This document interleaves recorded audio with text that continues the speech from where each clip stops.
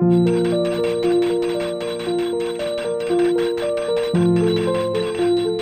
বাংলা নববর্ষ ও পশ্চিমবঙ্গ দিবসের শুভ উপলক্ষে এলাকার পরিবেশ রক্ষার বার্তা নিয়ে আয়োজিত হল বিশেষ সবুজায়ন কর্মসূচি।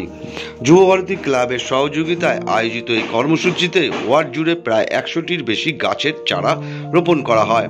এই উদ্যোগের মূল উদ্দেশ্য ছিল সমাজে পরিবেশ সচেতনতা ছড়িয়ে দেওয়া ও ভবিষ্যৎ প্রজন্মের জন্য একটি সবুজ ও টেকসই পৃথিবী গড়ে তোলা। সকাল থেকেই এলাকার স্বেচ্ছাসেবক ও বাসিন্দারা এই বৃক্ষরোপণ কর্মসূচিতে অংশগ্রহণ করেন। এই অনুষ্ঠানের পাশাপাশি সনাতন ধর্মাবলম্বী নাগরিকদের উদ্যোগে নববর্ষের শুভ প্রসঙ্গে অফিস প্রাঙ্গণে আয়োজন করা হয় শ্রী গণেশ পূজা। সকলে মিলে ভগবান গণেশের আরাধনায় অংশগ্রহণ করেন এবং নতুন বছরের মঙ্গল কামনা করেন।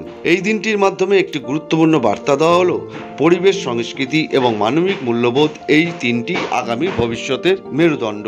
শুভ নববর্ষের এবং পশ্চিমবঙ্গ দিবসের উপলক্ষে সবুজায়নের মাধ্যমে আমরা আমাদের দিনটি আজকে শুরু করলাম।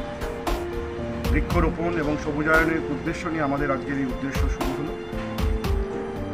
যুবভারতী ক্লাবের সহযোগিতায় আমাদের ওয়ার্ডে প্রায় 100টিরও বেশি বৃক্ষরোপণ করা হলো। তার সাথে সাথে সনাতন ধর্ম বিশ্বাসী আমরা যারা মানুষজন, শুভ নববর্ষে সকলের পূর্ণালাভে সকলের যেন ভালো হয় সেই লক্ষ্যে আমাদের অফিসে আজকে শ্রী শ্রী গণেশের পুজো হলো। আমি একটাই কথা আপনাদের মাধ্যমে সবাইকে বলতে চাই, ধর্ম যার উৎসব সবার। পশ্চিমবাংলার ঐতিহ্য সংস্কৃতিকে মেনে আমরা যেন একে অপরের পরিপূরক হই এবং সাম্প্রদায়িক সম্প্রীতিকে বজায় রাখি।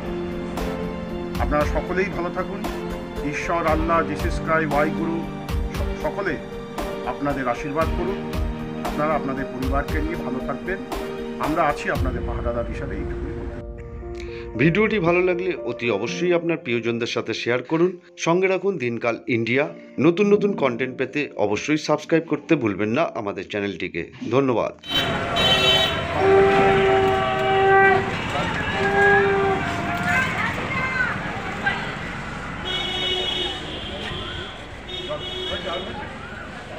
জল দাও না, জল দাও, জল দাও।